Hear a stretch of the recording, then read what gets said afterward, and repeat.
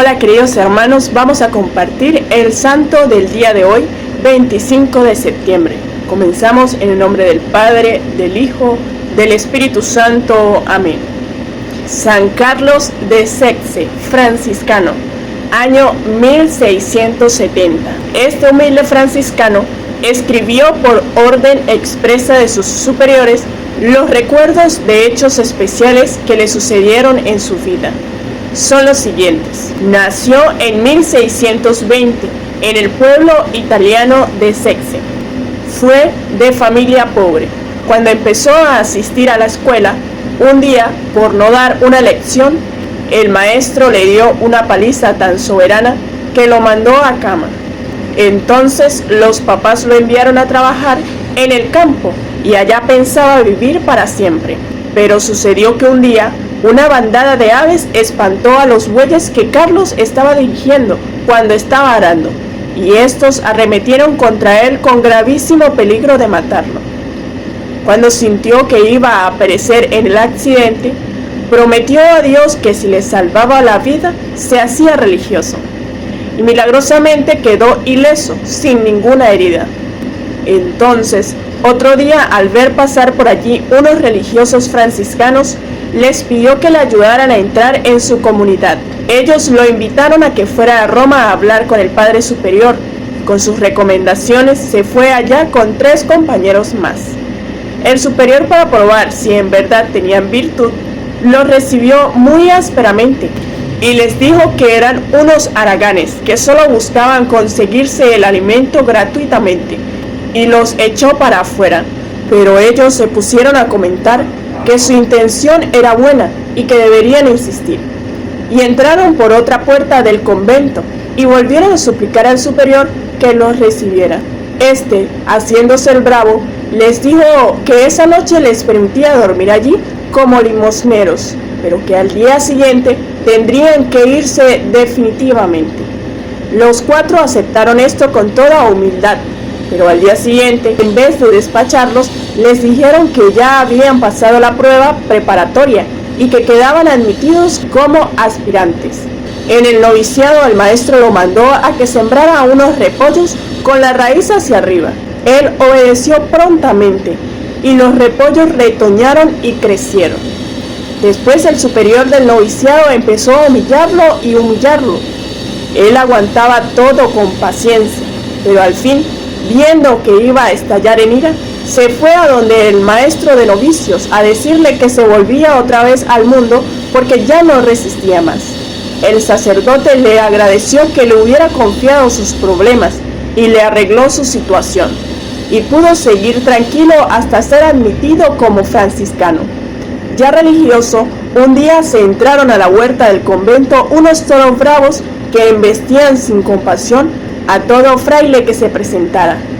El superior, para probar qué tan obediente era el hermano Carlos, le ordenó: vaya, amarre esos toros y sáquelos de aquí.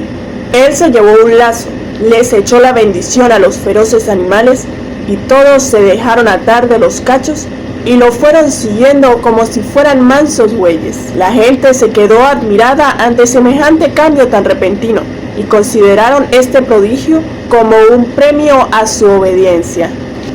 Para que no se volviera orgulloso a causa de las cosas buenas que le sucedían, permitió Dios que le sucedieran también cosas muy desagradables. Lo pusieron de cocinero y los platos se le caían de la mano y se le rompían, y esto le ocasionaba tremendos regaños. Una noche dejó el fogón a medio apagar y se quemó la cocina y casi se incendia todo el convento.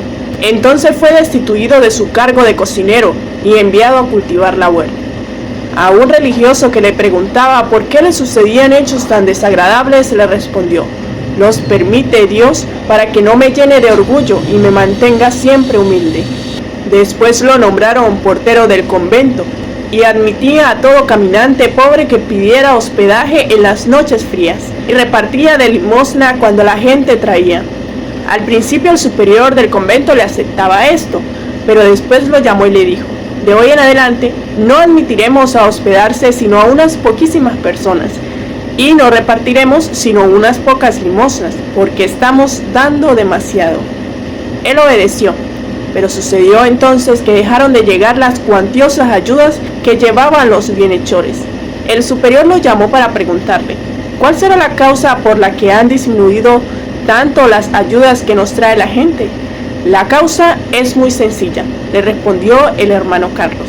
Es que dejamos de dar a los necesitados y Dios dejó de darnos a nosotros, porque con la medida con la que repartamos a los demás, con esa medida nos dará Dios a nosotros.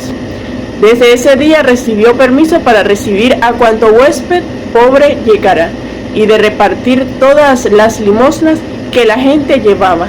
Y Dios volvió a enviarles cuantiosos donativos. Tuvo que hacer un viaje muy largo acompañado de un religioso, y en plena selva se perdieron y no hallaban qué hacer. Se pusieron a rezar con toda fe, y entonces apareció una bandada de aves que volaban despacio delante de ellos, y los fueron guiando hasta lograr salir de tan tupida arboleda. El director de su convento empezó a tratarlo con una dureza impresionante. Lo regañaba por todo y lo humillaba delante de los demás. Un día, el hermano Carlos sintió un inmenso deseo de darle un golpe e insultarlo. Fue una tentación del demonio. Se dominó, se mordió los labios y se quedó arrodillado delante del otro, como si fuera una estatua, y no le dijo ni le hizo nada. Era un acto heroico de paciencia. ¿Qué era lo que había sucedido? Que el superior provincial había enviado una carta muy fuerte al director diciéndole que le habían escrito contándole faltas de él, y este, al pasar por la celda de Carlos, había visto varias veces que estaba escribiendo. Entonces se imaginó que era él quien lo estaba acusando. Su apatía llegó a tal grado que lo hizo echar de ese convento y fue enviado a otra casa de la comunidad. Al llegar a aquel convento, el provincial le dijo al tal superior que no era Carlos quien le había escrito, y averiguaron qué era lo que este religioso escribía, y vieron que era una serie de consejos para quienes deseaban orar mejor.